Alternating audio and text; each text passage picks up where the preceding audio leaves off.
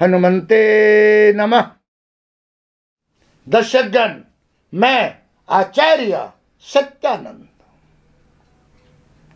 टोटका, बड़ी समस्याओं का छोटा उपाय।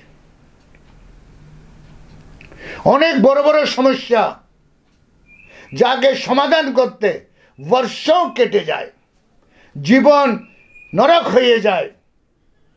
এই সমস্যাগুলোকে কিভাবে সাধারণ উপায় কম থেকে কম খরচা করে কি করে আপনি এটাকে পূরণ করবেন?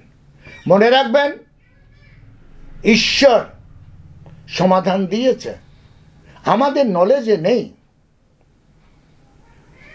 কোনো একটা অ্যাস্ট্রোলজার অথবা কোনো সন্ত, কোনো মহান, কোনো জ্ঞানী এগুলোকে আপনাদের কাছে প্রচার করে, আপনারা জানবেন আর এগুলো করবেন।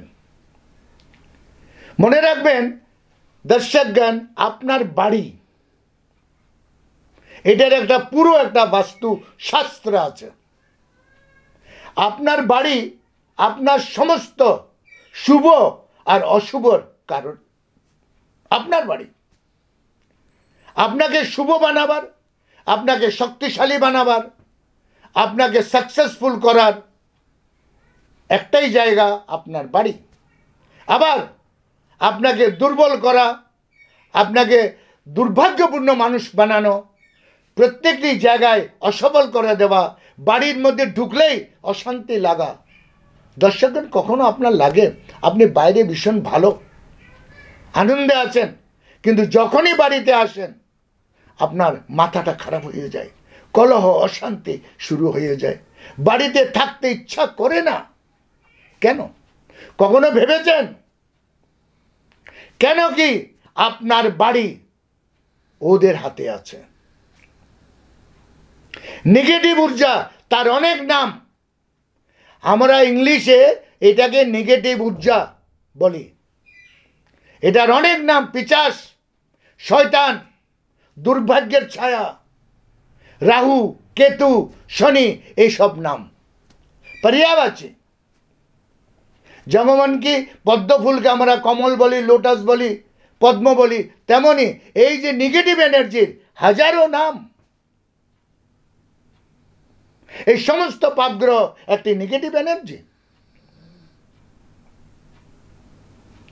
দর্শকগণ, বাঁচবার উপায় যেমন আপনাকে এরা কষ্টে ফেলে, ঈশ্বর আপনাকে উদ্ধার করার জন্য প্রচেষ্টায় থাকে। আপনার বাড়িকে শুভ শক্তিতে নিয়ে আসার জন্য আপনার মধ্যে 24টি ঘন্টা চার্জ হতে থাকবেন। যেমন আপনার মোবাইল যখন ইউজ হয় তার পাওয়ার কমে যায়, তাকে চার্জে লাগাতে হয়, কিন্তু চার্জ শেষ হয়ে যায়। প্রত্যেকটি মানুষের মধ্যে চার্জ হওয়া খুব জরুরি। চার্জ, এই চার্জ কোথায় হবেন? মোবাইলকে তো আমরা চার্জার দিয়ে চার্জ করিনি, ব্যাটারি ডাউন হয় তাকে চার্জ করিনি, যে কোনো মেশিন যে কোনো জায়গায় তাকে আমরা ঠিক ইলেকট্রিক দিয়ে চালিয়ে নিই। কিন্তু একটি মানুষ যখন তার চার্জ দিনভর কাজ করতে করতে তার এনার্জি, তার পজিটিভ পাওয়ার লেস হয়ে যায়, তাকে কি করে চার্জ করবেন? ধর্মে আছে, আমরা অজ্ঞানে আছি। ধর্মে আছে একটি মানুষকে প্রতিদিন চার্জ হতে হয়, সেটা কি শুনে নিন। দর্শকগণ, হিন্দু ম্যাথোলজিতে সনাতন ধর্মে 3টি গ্রন্থ আছে, ছোট আকারে, বড় আকারে, মিডিয়াম আকারে। রামায়ণ, মহাভারত আর গীতা। এই 3টি এমন অনমোল ধরোহর। আপনারা জানেন সৌদি আরব 1 লাখ গীতা প্রিন্ট করে ফ্রিতে বেচেছে, ফ্রিতে দান করেছে। সৌদি আরব পুরো ওয়ার্ল্ডে এই 3টি গ্রন্থ প্রচারে আছে। আপনার বাড়িতে আছে?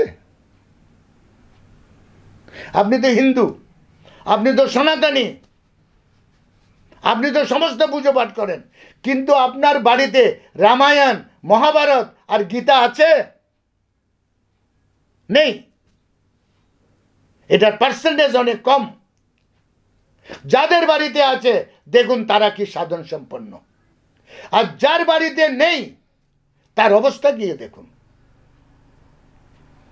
দর্শকগণ, মনে রাখবেন, নিজের সমস্ত কাজ সাকসেসফুলি করার জন্য, নিজের জীবনকে চার্জে রাখার জন্য, অ্যাক্টিভ থাকার জন্য, দুর্ভাগ্যকে ফিনিশ করে দেওয়ার জন্য আপনার চার্জ হওয়া খুব জরুরি। এই দেবতুল্য গ্রন্থগুলো মনে রাখবেন, আপনার বাড়িতে গীতা আছে মানে বিষ্ণু আছে, আপনার বাড়িতে রামায়ণ আছে মানে রাম আছে, আপনার বাড়িতে মহাভারত আছে মানে স্বয়ং কৃষ্ণ আছে। শান্তি, প্রেম, তিনটি কিন্তু তিনটি অধ্যায়। গীতা জ্ঞান,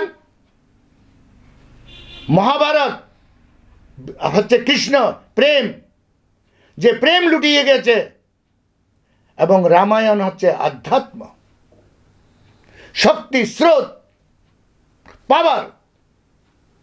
এই তিনটি গ্রন্থ আপনার বাড়িতে কোনো শুভ জায়গায় রাখুন, আর মনে রাখবেন আচার্যজির এই টোটকা আপনার জীবনে ওতপ্রোত হয়ে আপনাকে উপরের দিকে নিয়ে যাবে।